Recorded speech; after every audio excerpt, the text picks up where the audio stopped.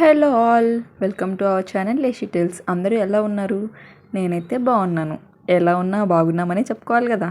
ఇక మ్యాటర్లోకి వస్తే February 14th రోజున లిషికా పాప 3rd month బర్త్డే అయితే ఉంది. Feb 14th అంటే Valentine's Day. So Valentine's Day special థీమ్తో ఆ రోజు ఫొటోస్ తీయాలనుకున్నాను. నేనైతే మ్యాక్సిమం ఎప్పుడైనా ఇంట్లో అవైలబుల్గా ఉండే వాటితోనే ఫొటోస్ తీయడానికి ట్రై చేస్తాను.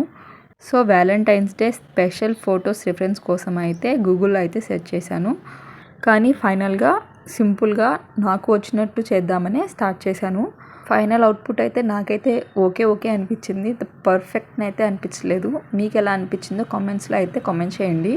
ఇంకా ఇక్కడ లవ్ షేప్ కోసం అయితే నా దగ్గర రెడ్ కలర్ చున్నీ ఉంటే ఆ చున్నీతో లవ్ షేప్ పెట్టాను. ఇంకా 3rd month బర్త్డే కాబట్టి నెంబర్ 3 పెట్టాలి. సో నెంబర్ 3 కోసం అయితే ఇంట్లో రోజ్ ఫ్లవర్స్ ఉన్నాయి. అందులోనూ వ్యాలంటైన్స్ డే కాబట్టి రెడ్ కలర్ కోసము ఆ ఇంట్లో రోజ్ ఫ్లవర్స్ ఉంటే ఆ రోజ్ ఫ్లవర్స్తో నెంబర్ 3 రాశాను.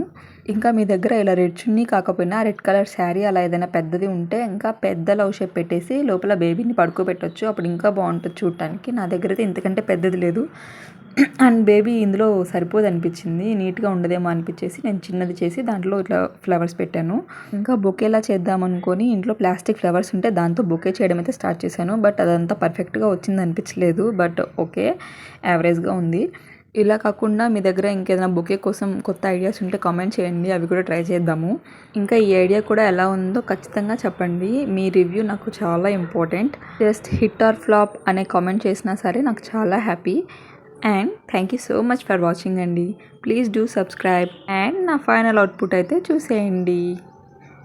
తినేనా చిన్ని బంగారు తల్లి లిషిక.